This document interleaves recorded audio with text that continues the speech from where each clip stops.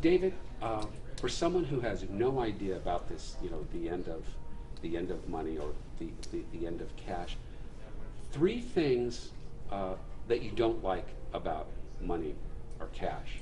Number one is that it's filthy. There are not many things in your life other than banknotes and coins that if you saw this object in a filthy gutter somewhere, you are going to lean over and pick it up. And not only that, you will put it in your wallet next to photos of your children and your gym membership card and assign to it this sense of ownership because you just picked up this thing out of the gutter, which meanwhile, of course, is covered with all kinds of unwelcome nasties and bacteria and cocaine residue. So cash is filthy. That's number one. Number two, cash is much more expensive than it appears. Of course, if you have a mountain of cash, you are well off. And of course, cash is kind of fast and kind of efficient and kind of easy when it comes to transacting with it. But that's sort of at the immediate level, what's in your wallet right there at the restaurant. When you start to look at the wider costs of cash, maintaining it in the economy, getting it to banks and ATMs and cash registers in rural Wyoming, the costs start to add up. And then you start to look at cash as the currency of crime, pretty much every crime, but especially tax evasion. Now the costs start to become colossal. You know, we're looking at cash management alone. This is getting the cash out there, babysitting it, counting it, transporting it. It's like $150 billion a year, about 3 times the budget of the Department of Education. Then you look at tax evasion. You know, we're looking at $400 to $500 billion a year of revenue not collected by the government from people who, the gap between what we owe and what we pay. Now, some of that is not cash-enabled evasion, but a lot of it is. You know, so these costs really start to add up. Counterfeiting.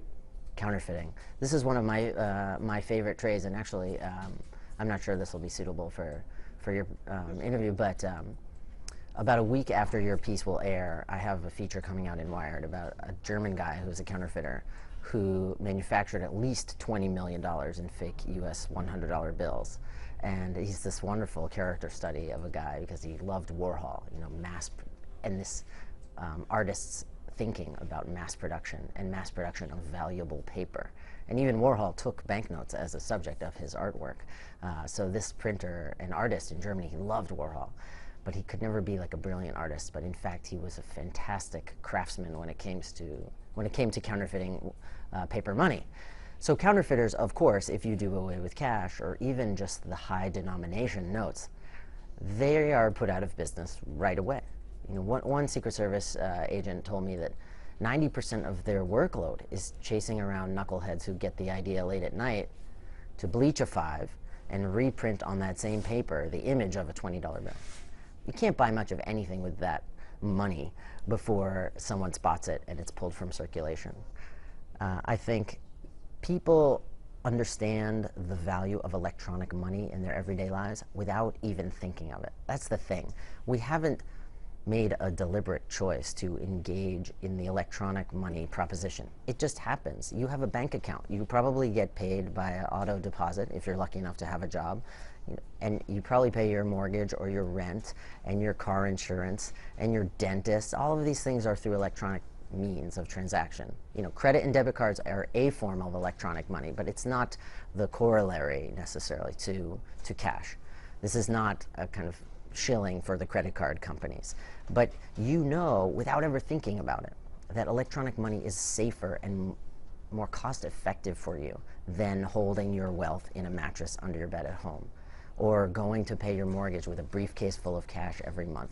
That's crazy. You would never do that because there's time, there's risk, you know, in the economic sense of it, and actually in the literal sense of it, walking with your briefcase down to a bank.